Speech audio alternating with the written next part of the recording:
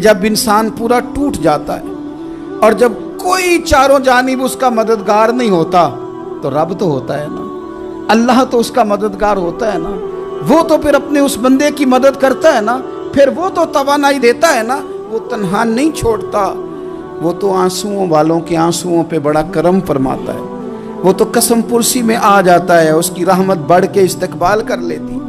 اور زندگی میں کبھی کوئی ایسا وقت آئے کہ آپ محسوس کریں کہ تنہا رہ گئے ہیں اور کئی اپنے بھی مخالفین کی جماعت میں نظر آنے لگے ہیں، تو اس وقت پھر دل، روح، زبان اور ذہن کو یکجا کر کے سمجھ لینا کہ جب ساری دنیا ساتھ چھوڑ جاتی ہے تو رب کی رحمتیں اس وقت بھی ساتھ رہتی ہیں، اور اللہ کی مدد اس وقت بھی بندے پہ کرم نوازی کرتی ہے۔ آزمائش آ جاتی ہے، بڑے بڑوں پہ آ جاتی ہے، لیکن بعض اوقات بڑی تکلیف ہوتی ہے جب اس بندے کو لوگ کٹہرے میں کھڑا کر دیں جس کا جرم ہی کوئی نہیں، اس شخص سے لوگ سوال جواب شروع کر دیں جس بیچارے کے خیال میں بھی وہ بات نہیں، پھر وہاں وضاحتیں دینا، نہ کردہ گناہوں کی وضاحتیں دینا، یہ بڑا بوجھ بنتا ہے، بڑی تکلیف ہوتی ہے، اور لوگ کرتے ہیں یہ کام۔ پھر اللہ تعالیٰ جب بندوبست فرمائے، صحیح بخاری میں حضرت جریج کا ذکر فرمایا، جریج نفل پڑھ رہے تھے، ماں نے آواز دی، وہ آ نہیں سکے، نماز میں تھے، ماں ناراض ہو گئی، اس نے ہاتھ اٹھا کے کہا اللہ یہ اتنی دیر تک مرے نہ جب تک کسی بری عورت کا منہ نہ دیکھ لے۔ کسی اور کی دعا کے لیے سند نہیں ہے کہ وہ تیرے حق میں ضرور قبول ہوگی، لیکن ماں باپ کی دعا کے لیے میرے نبی پاک نے سند بیان کی ہے۔ سید عالم صلی اللہ علیہ وسلم فرماتے ہیں جب بھی ماں باپ اولاد کے لیے ہاتھ اٹھاتے ہیں رب ضرور قبولیت کا شرف عطا کرتا ہے۔ تو جہاں سند موجود ہے نا، کچھ افتتاح باجی سے بھی کرا لینے چاہیے، کچھ کام شروع کرنے سے پہلے صرف اماں سے ہی دعا کرا لینی چاہیے، یہ والا افتتاح بھی بڑے کام کا ہے کیونکہ یہاں سند بیان کر دیا میرے نبی کریم۔ تو جناب جریج کی ماں ناراض ہو گئی، کہنے لگی اللہ اس نے میری بات نہیں سنی، اب تھے تو وہ نیک، لیکن رب کریم کی حکمت کا تقاضا ہے، ماں کی دعا کو بھی قبول کرنا تھا، اللہ نے آزمائش میں مبتلا کر دیا۔ والدہ تو چلی گئیں، وہ ایک خیمے میں، ایک کٹیا میں، ایک جھونپڑی میں عبادت کرتے تھے، اللہ کو یاد کرتے تھے، رب رب کرتے تھے، اور لوگ ان کی بڑی تعریف بھی کرتے تھے، لوگ ان کے ارادت مند بھی تھے، عقیدت مند بھی تھے، اہل محبت بھی تھے۔ ایک عورت آ گئی، بس وہ اللہ کی حکمت پوری ہونی تھی، اس نے آ کے پہلے تو انہیں اپنی طرف مائل کرنا چاہا، جب نہ مائل ہوئے تو الزام لگا دیا۔ یہ ہمارے دور کا تقاضا ہے، لوگ پہلے آپ کو اپنے حق میں قائل کرتے ہیں، اپنی فرما برداری میں لانا چاہتے ہیں، اگر آپ نہیں آتے تو پھر وہ آپ کو مجرم قرار دے دیتے ہیں، یا میرے ساتھ چل ورنہ پھر میں تیرے خلاف پراپوگنڈا کروں گا۔ دو ہی باتیں، پہلے اس نے قائل کیا، جب جناب جنید قائل نہ ہوئے تو اس نے قریب ایک چرواہا تھا، اس چرواہے کے ساتھ جا کے منہ کالا کیا، مقررہ وقت پہ بچہ پیدا ہو گیا، لوگوں نے کہا کس کا ہے، کہنے لگی اس خانقاہ میں، اس حجرے میں عبادت کرنے والے کا ہے۔ اگر کسی دیندار پر ذرا سا بھی الزام لگ جائے تو آپ یقین کریں کہ بڑے بڑے خوفناک لوگ بھی نیک ہو جاتے ہیں، جن کا اپنا سارا ماضی کالا سیاہ ہو وہ بھی اجالوں کے راہبر بن جاتے ہیں، جن کی اپنی زبانیں ساری زندگی آلودہ رہی ہوں وہ بھی بڑے بڑے اعلیٰ سچ بولنے لگتے ہیں۔ اعلیٰ کچے میرے مکان کی دیوار کیا گری، لوگوں نے تو میرے صحن میں رستے ہی بنا لیے۔ بڑے لوگ آ جاتے ہیں، پھر بڑا کچھ کرتے ہیں اور بڑے بڑے خوفناک جملے کستے ہیں، بس کو نقطہ جو ہاتھ آ گیا، ایسے جیسے گرنے کا انتظار کر رہے تھے، اب جناب لوگ اٹھے، احتجاج شروع ہو گیا، شور پڑ گیا، یہ بابا بڑا نیک بنتا تھا، نفل پڑھتا تھا، عبادتیں کرتا تھا، دیکھو اس کا حال کیا ہے کہ اس نے ناجائز بچہ پیدا کیا۔ بغیر تحقیق کے میں کہہ چکا ہوں کہ الجھے الجھے بکھرے بکھرے روز و شب دیکھے گا کون، لوگ تیرا جرم دیکھیں گے، سبب دیکھے گا کون، لوگ تیرا جرم دیکھیں گے، سبب کوئی غور نہیں کرتا کہ وجہ کیا تھی۔ او بھائی کچھ تو مجبوریاں رہی ہوں گی، یوں ہی کوئی بے وفا نہیں ہوتا۔ الزام لگا دیا، شور ہوا، احتجاج ہوا، دنیا اکٹھی ہوئی، ان کا انہوں نے حجرہ گرا دیا، مارا بھی، پیٹا بھی، ایک نیک آدمی کو بدنام بھی کیا، برا بھلا بھی کہا، گالیاں بھی دیں، جو کر سکتے تھے کیا۔ اب جب سزا دینے لگے نا تو جناب جریج کہنے لگے تھوڑی سی اجازت دیتے ہو، مار تو تم نے دینا ہی ہے۔ کہا جناب ٹھیک ہے دیتے ہیں۔ انہوں نے کہا صرف 2 نفل پڑھنے ہیں۔ اب وہ نفل پڑھ رہے تھے تو لوگ اس وقت بھی کہہ رہے تھے فراڈ ہی کر رہا ہے، دھوکہ ہی دے رہا ہے، چونکہ ذہن بن گیا نا، بدگمانی آ گئی۔ انہوں نے 2 نفل پڑھ کے ہاتھ اٹھائے، کہا اللہ جانا تو میں نے ہے، پر اس رسوائی کے ساتھ جنازے تک نہیں خراب ہو جاتے، قبریں تک نہیں لوگ بدنام کر دیتے۔ کہا اللہ جانا تو ہے، پھر اس رسوائی کے ساتھ تو میری مدد فرما، اب تو میرا کیس تیری ہی عدالت میں ہے، تو رحمت کا دروازہ کھول۔ ہاتھ اٹھائے، دعا مانگی، نفل پڑھے، پورے مجمع پہ نظر دوڑائی، کوئی نہیں تھا سپورٹ کرنے والا۔ کل تک جو کہتے تھے نا تیرے لیے جیئیں گے، تیرے لیے مریں گے، ساری عمر ہی آٹا گدہ ہے، لکھاں کیتے نہیں پیڑے۔ اب وقت آیا ہی تے محمد بخشا کوئی نہیں ہو بیٹھا نیڑے، ایک بندہ بھی نہیں تھا، ووٹر سپورٹر ساتھ دینے والا کوئی نہیں تھا۔ تو جناب جنید بچے کی طرف اشارہ کر کے کہنے لگے کوئی نہیں بول رہا، تو ہی بول کے بتا دے تیرا باپ کون ہے، تو ہی بول کے بتا دے کون ہے۔ اللہ اکبر۔ میرا رب جب چاہے تو بچے بولتے ہیں، رب چاہے تو گونگے بولتے ہیں، رب جب چاہے تو پھر پتھر بھی بولتے ہیں۔ جب کہا نا تو ہی بتا تو بچہ بولا، اور بول کے کہنے لگا میرا باپ جریج نہیں، میرا تو وہ ہے جو بکریاں چرانے والا ہے، وہ میرا باپ۔ جب رب کریم نے توفیق دی تو بچہ بول پڑا۔ جب رب بندوبست کرتا ہے کسی کی عزت کی حفاظت کا تو پھر کوئی اسے رسوا کر سکتا؟ یاد رکھنا جب رب محافظ ہو تو پھر لوگوں کا پراپوگنڈا وہاں کچھ کر سکتا؟ لوگ کئی دفعہ بڑا گہرا جال بنتے ہیں، سازش کا رنگ بڑا گہرا ہوتا ہے، عام سادے آدمی اس کو سمجھ نہیں پاتے، اس پراپوگنڈے کا حصہ ہو جاتے ہیں، انہیں پتہ ہی نہیں چلتا یہ بات دراصل کیا کی جا رہی ہے۔ یہ کتنی گہری حسد کی آگ ہے جس کو لوگ بغض کے ساتھ ہوا دے رہے ہیں، اپنی عداوت کے ساتھ اس کو زیادہ جلا رہے ہیں۔ حضرت سیدنا عائشہ صدیقہ رضی اللہ تعالیٰ عنہ بیان کرتی ہیں، اور لطف کی بات یہ بھی بخاری میں موجود ہے۔ میں نے جناب جنید کا قصہ عرض کیا تو بخاری سے، یہ عرض کر رہا ہوں تو بخاری سے۔ یہ واقعہ میں حضور کی امت کے کسی ولی کا بیان کرتا تو لوگوں نے کہنا تھا ہماری سمجھ میں نہیں آتا۔ بعض لوگوں کا خیال ہے کہ داتا صاحب کی کرامت بھی نبی پاک کی بیان کریں۔ او خدا کے بندوں کو خیال کرو، داتا صاحب تو کئی 100 سال بعد آئے ہیں، وہاں اگر کوئی کرامت ہوگی تو حضور بیان کریں گے۔ اگر نبی کریم نے پچھلے بنی اسرائیل کے ولیوں کی کرامتیں بیان کر کے تمہیں بتائی ہیں تو اس کا معنی یہ ہے کہ اگر وہاں اللہ یہ شان عطا کر سکتا ہے تو تم تو امتوں کی سردار امت ہو، ان پر تو نرا فضل ہے، تم پر تو رب کا فضل کبیر ہے۔ تو بس لوگ سمجھنے کو تیار نہیں، پچھلوں کی مان لیتے ہیں۔ جناب آصف بن برخیہ کی کرامت جو سورہ نمل میں آئی وہ تو مانیں گے، پر غوث پاک کی کرامت یہ پتہ نہیں عجیب فلسفہ ہے، اور کس طرح کا فلسفہ ہے یہ سمجھ سے بالاتر ہے کہ بنی اسرائیل کا کوئی ولی ہو تو اس کی کرامت ہو سکتی ہے، اور نبی پاک کی امت کا ہو تو اس کی ہو ہی نہیں سکتی۔ کیا معنی ہے اس بات کا؟ اور لوگ ہیں کہ داد و تحسین دے رہے ہیں، واہ واہ کر رہے ہیں۔ اللہ تعالیٰ سمجھنے کی توفیق عطا فرمائے۔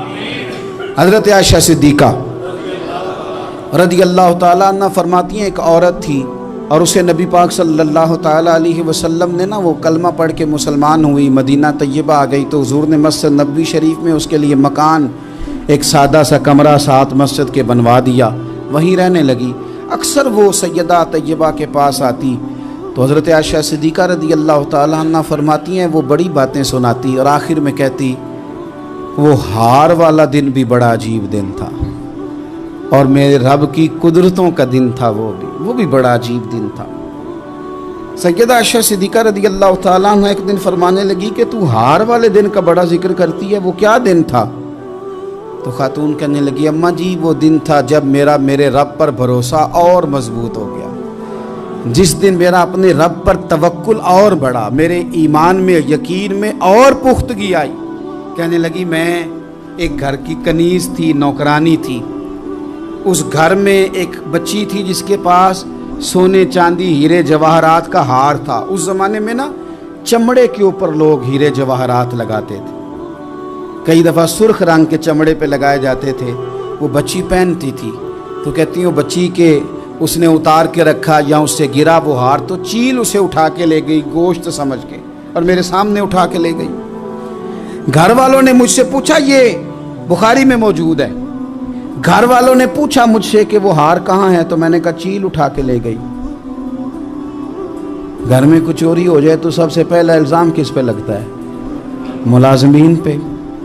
कहते उन्होंने मुझे बड़ा मारा, बड़ी तकलीफ थी, हत्ता कि मेरी शर्मगाह तक की तलाशी, मेरी इज्जत इतनी ख़राब की मैं बता नहीं सकती। मैंने अपनी ज़िंदगी में एक वाक़या देखा, एक अमीर घर में चोरी हो गई, मुलाजिम को इतना मारा कि वो चारपाई पे पड़ गया। पुलिस वालों से इतनी मार पड़वाई गई कि वो बेचारा चारपाई पे पड़ गया, और फिर वो इतना बीमार हुआ, और कुछ दिनों के बाद पता चल गया कि चोर तो अपना बेटा है उनका। फिर उसका इंतकाल हो गया। अब वो सेठ साहब और घर वाले आके ना मरने वाले के कान में माफ़ियाँ मांग रहे हैं, कान में। तो मैंने उनसे फिर कहा था कि ये तो अब चला गया है, तुम्हारा जोर चलता था ना, तो तुमने कानून खरीदा और तुमने इसे जितना हो सका तुमने इसे मार पड़वाई। तुम्हारे पास जो अदालतें थी तुमने वहाँ कार्रवाई की, अब एक अदालत क़यामत के दिन लगेगी। ये कमज़ोर था ना, कुछ कर नहीं सका। मेरे नबी पाक सल्लल्लाहु अलैहि वसल्लम ने फरमाया, सुन लो, अगर सींग वाली बकरी ने बगैर सींग वाली बकरी को तकलीफ दी होगी ना, तो क़यामत के दिन उसे भी बदला देना पड़ेगा कि तेरे पास सींग थे और तूने इसे मारा था। वो खातून अर्ज करती है सैयदा आयशा की खिदमत में कि मुझे बड़ा मारा, मुझे तकलीफ दी। मैं कह रही थी कि मेरे सामने चील ले गई है, पर वो नहीं मान रहे थे। अम्मा जी उन्होंने मुझे बड़ा मारा।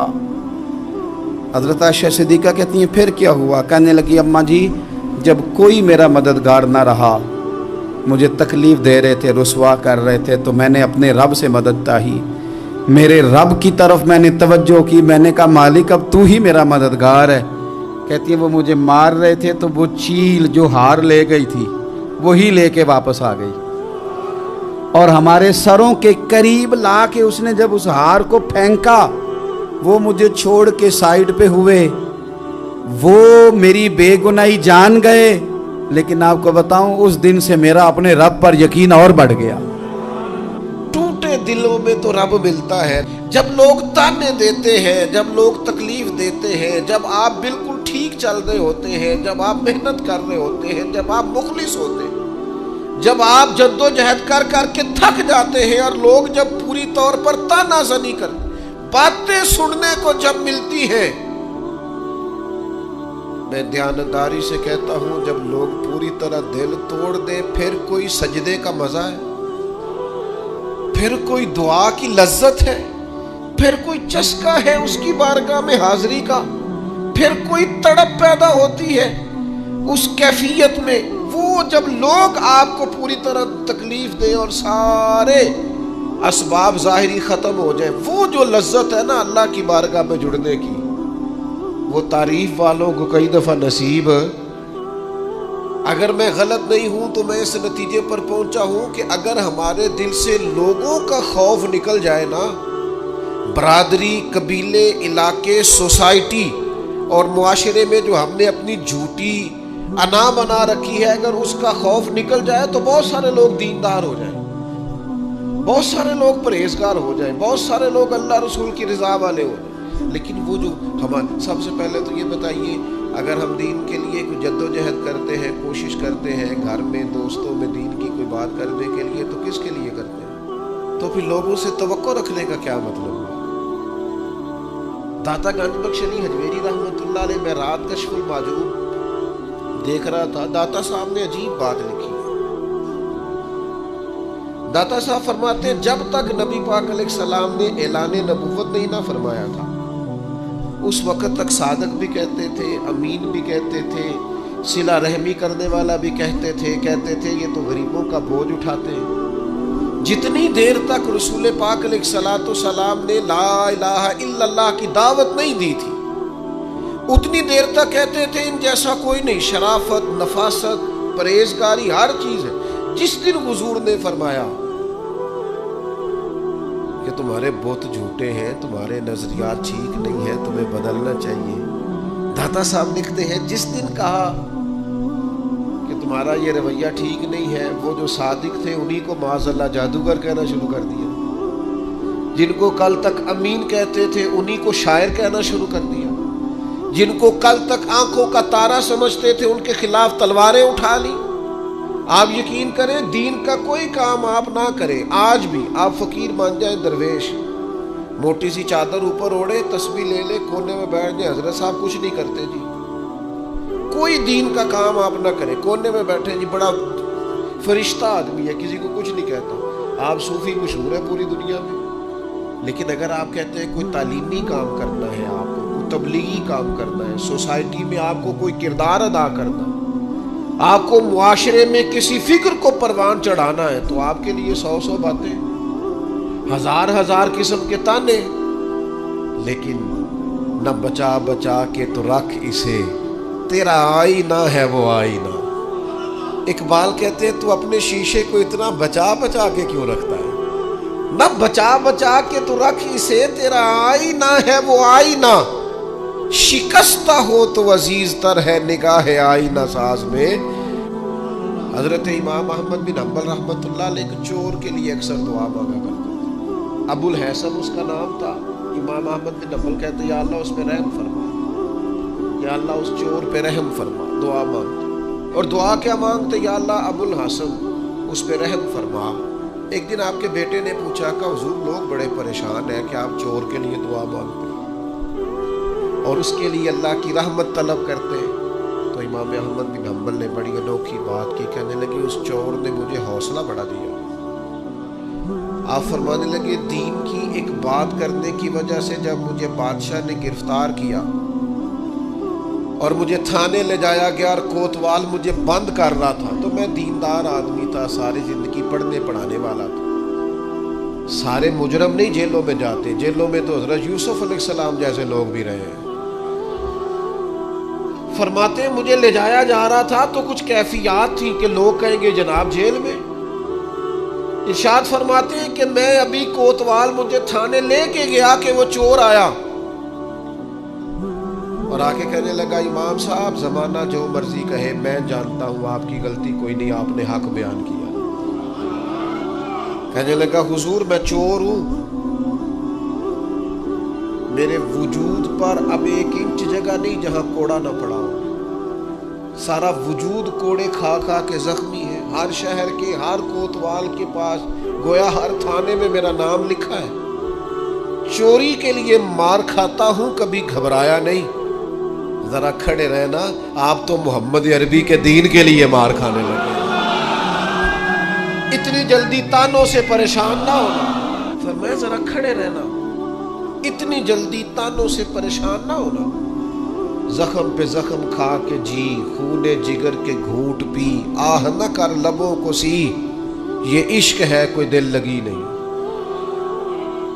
ذرا ٹھہرنا پھر اگر آپ اس کام کے لیے آئے. آپ فرماتے ہیں مجھے اس کی بات نے اتنا حوصلہ دیا کہ پھر مجھے کسی چیز نے پریشان ہی نہیں کیا. ایک شخص نے نا ایک بندے سے قرض مانگا. اس نے کہا مجھے قرضہ دو. وہ کہنے لگا کہ کتنا قرضہ؟ اس نے کہا 1000 دینار. دینار سونے کا ہوتا تھا، درہم چاندی کا ہوتا تھا. 1000 دینار چاہیے. اس نے کہا کوئی گواہ ہے تیرے پاس؟ غریب کا گواہ بھی کوئی نہیں بنتا. کبھی الجھ جائے نا کوئی بندہ تو کئی اپنے بھی کہہ دیتے ہیں کہ ہم اس کے قول فعل کے ذمہ دار نہیں ہیں. ایک غریب آدمی کو قرض کی ضرورت پڑ گئی، 1000 دینار چاہیے. میں کہہ چکا ہوں کہ درہم چاندی کا ہوتا تھا، دینار سونے کا. اب 1000 دینار لینا ہے. تو جس بندے سے اس نے کہا، اگرچہ وہ نیک بندہ تھا، اس نے کہا یار 1000 دینار دے دو. تو کہنے لگا کوئی گواہ ہے تیرے پاس؟ وہ کہنے لگا غریبوں کا گواہ کون ہوتا ہے؟